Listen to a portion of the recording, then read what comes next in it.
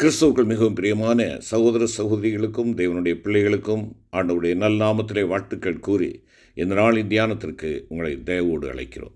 கிறிஸ்துவுக்குள் பிரியமானவர்களே, இந்த நாளின் தியான பகுதி சங்கீதம் 34 1 முதல் 10 வசனங்கள். 34ஆம் சங்கீதம் 1 முதல் 10 வசனங்கள். தியான வசனம் 8ஆம் வசனம். சங்கீதம் 34:8.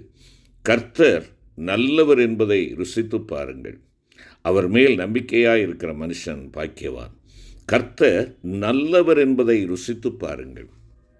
என்னை கேட்டுக்கொண்டிருக்கிற அருமையான கர்த்தருடைய பிள்ளைகளே, நம்முடைய வாழ்க்கையிலே கர்த்தர் நல்லவராக இருக்கிறார் என்பதை உணர்ந்து நன்றி செலுத்துகிறவர்களாக இருக்கிறோமா? ஒவ்வொரு காரியங்களிலேயும் ஒரு சிறு காரியம் நாம் எதிர்பார்த்தது நடைபெறவில்லை என்றால் கர்த்தரை குறித்து நாம் எவ்வளவு துக்கப்படுத்துகிற வார்த்தைகளை பேசுகிறோம், எவ்வளவு வேதனையான வார்த்தைகள் நம்முடைய வாயிலிருந்து வெளிப்படுகின்றன. சற்று யோசித்து பார்ப்போம். ஒருவேளை நாம் நினைத்த ஒரு ப்ரமோஷன், நாம் நினைத்த ஒரு அப்பாயின்மெண்ட், இல்லைனா நாம் நினைத்த ஒரு தொழிலின் முன்னேற்றம் சற்று கால தாமதமாகும்போது, ஐயோ, ஆலயத்திற்கு சென்று என்ன பிரயோஜனம், ஆண்டவரை வழிபட்டு என்ன பிரயோஜனம், ஆண்டவருக்கு கொடுத்து என்ன பிரயோஜனம்? அவன் துன்மார்க்கமாக ஜீவிக்கிற ஒருவன் எவ்வளவு வளர்ந்து வருகிறான். ஏன் ஆண்டவர் எங்களுக்கு இந்த கஷ்டத்தையும் இன்னலையும் அனுமதிக்கிறார்?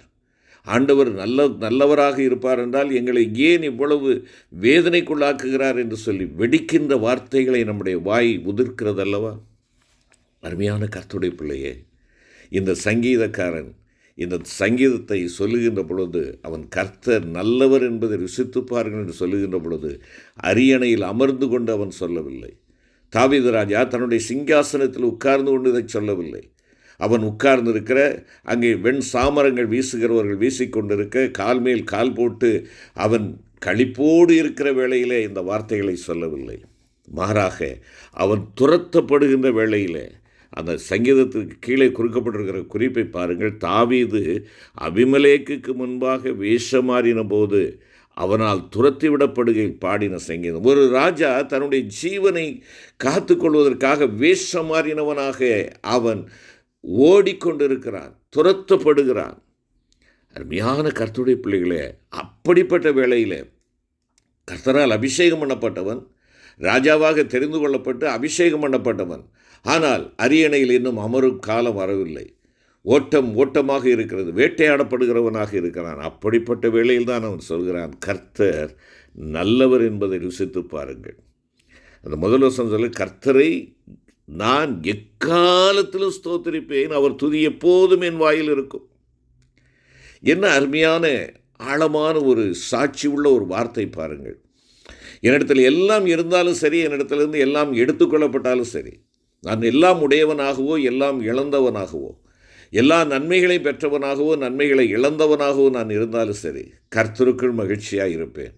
இதுதான் அவனுடைய அறிக்கையாக இருந்தது. அருமையான கர்த்தருடைய பிள்ளைகளே, ஆகையினாலே கர்த்தர் நல்லவர் என்பதை அவன் தன்னுடைய வேட்டையாடப்படுகின்ற சூழ்நிலையிலேயும் இடம் விட்டு இடமாறி தன்னுடைய ஜீவனை காத்து கொள்வதற்காக அங்கலாய்த்து கொண்டிருக்கிற வேளையிலும் அவனது வாயிலே தேவனுக்கு விரோதமான வார்த்தைகள், தேவனை குற்றப்படுத்துகிற வார்த்தைகள், தேவனை நொந்து கொள்ளக்கூடிய வார்த்தைகள் யாதொன்றும் அவனுடைய வாயிலே வரவில்லை.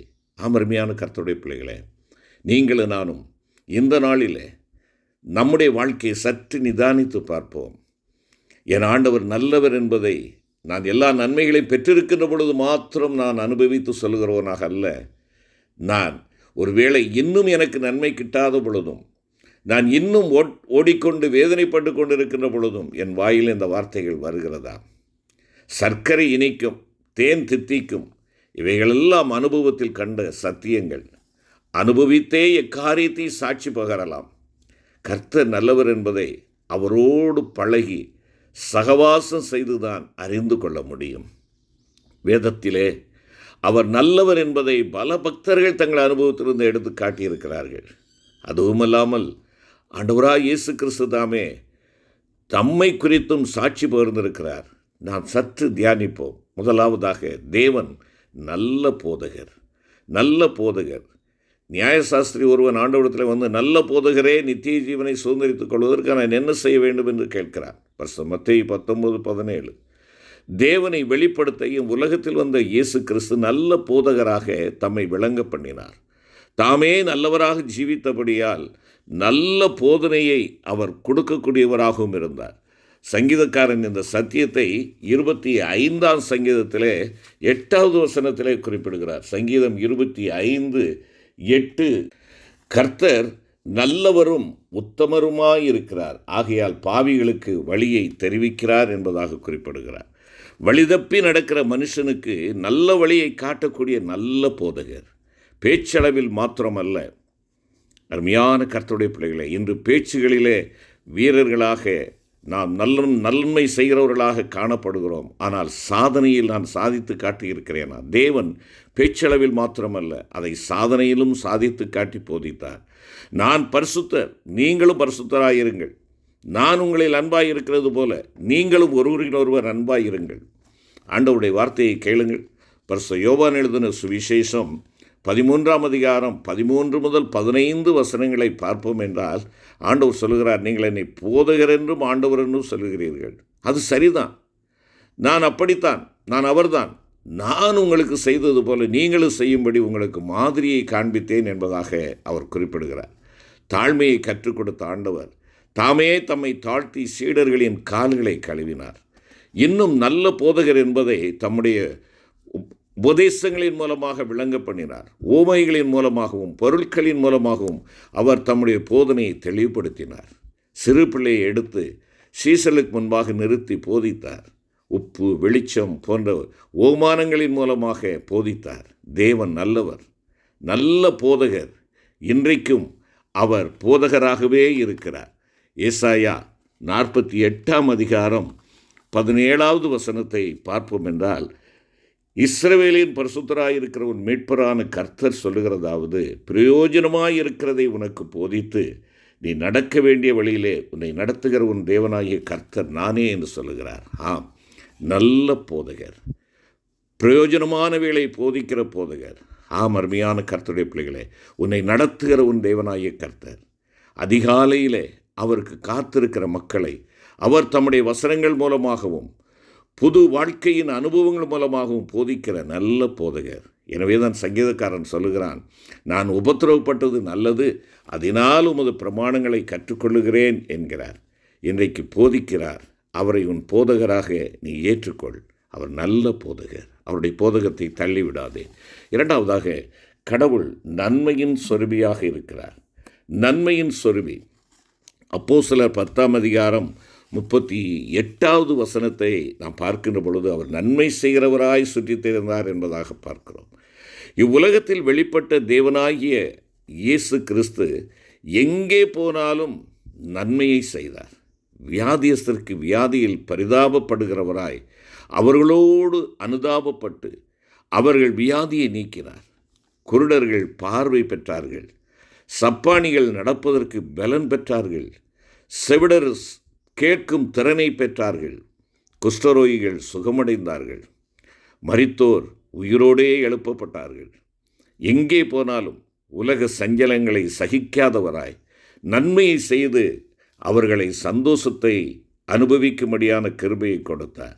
எல்லாவற்றுக்கும் மேலாக அவர் உலக வியாதிகளுக்கு காரணமாயிருந்த பாவங்களை நீக்கி பாவ மன்னிப்பையும் ரட்சிப்பையும் அருளக்கூடிய நன்மையின் சொருபியாக காணப்பட்டார்.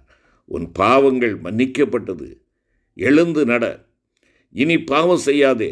இவைகளே அவருடைய அன்பின் வார்த்தைகள். அவர் பிறந்தபோது அவருக்கு கொடுக்கப்பட்ட பெயர், அவருக்கு இயேசு என்று பெயரிடுவாயாக, ஏனெனில் அவர் தமது ஜனங்களின் பாவங்களை நீக்கி அவர்களை ரட்சிப்பார் என்பதாக பரிசுத்த மத்தேயு 1:21 கூறுகிறது. இதைவிட மேலான நன்மை என்ன உண்டு? எனக்கு அருமையான கர்த்தருடைய பிள்ளையே, இந்த ரட்சிப்பை நீ பெற்றிருக்கிறாயா? அந்த இரட்சகருடைய ஆசீர்வாதத்திற்குரிய மகனாக மகளாக நீ காணப்படுகிறாயா? இந்த பெரும் நன்மையை செய்தவர் நம்முடைய ஆண்டவர் நல்ல கடவுள்தானே, நல்ல தேவன்தானே. இந்த நன்மையை அளிக்க அவர் சிலுவையிலே இரத்தம் சிந்தினார். ஏனென்றால் வேதம் சொல்லுகிறது, இரத்தம் சிந்துதல் இல்லாமல் பாவ மன்னிப்பு இல்லை. யோவான் அப்போஸ்தலன் தன்னுடைய 1ஆம் நிருபத்திலே குறிப்பிடுகின்ற பொழுது 1ஆம் அதிகாரம் 7ஆம் வசனத்திலே, இயேசு கிறிஸ்துவின் இரத்தம் சகல பாவங்களை நீக்கி நம்மை சுத்திகரிக்கும். நம்மை சுத்திகரிக்கின்ற அந்த இரத்தத்தை சிலுவையிலே அவர் சிந்தினார். தம்மை நமக்காக, உனக்காக, எனக்காக ஒப்பு கொடுத்த இயேசு கிறிஸ்து நல்ல தெய்வம். யார் யார் அவரை விசுவாசிக்கிறார்களோ அவர்களுக்கு நன்மை செய்கிறவராய் இருக்கிறார். அருமையான கர்த்தருடைய பிள்ளையே, என்னை கேட்டுக்கொண்டிருக்கிற அருமையான விசுவாசியே, நீ இதுவரை இன்னும் ஆண்டவருடைய நன்மையை பெற்று இந்த பாவ மன்னிப்பின் நன்மையை பெறாதவனாக நீ இருப்பாய் என்றால் இன்றே அவரை நோக்கிப்பார். அவரை நோக்கிப்பார், ரட்சிப்பார். அவர் நன்மையின் சொருபி. மூன்றாவதாக, தேவன் நல்ல மேய்ப்பர். நல்ல மேய்ப்பர். அவர் நல்ல போதகர். அவர் நன்மையின் சொருபி. அவர் நல்ல மேய்ப்பர். ஆண்டவராய் இயேசு கிறிஸ்து தம்மை குறித்து கொடுத்த சாட்சி, நானே நல்ல மேய்ப்பன் என்பதாக பரிசுத்த யோவான் 10:11 குறிப்பிடுகிறார். நல்ல மேய்ப்பராக அவர் நம்மை போஷிக்கிறார், பாதுகாக்கிறார், நமக்காக கவலைப்படுகிறார்.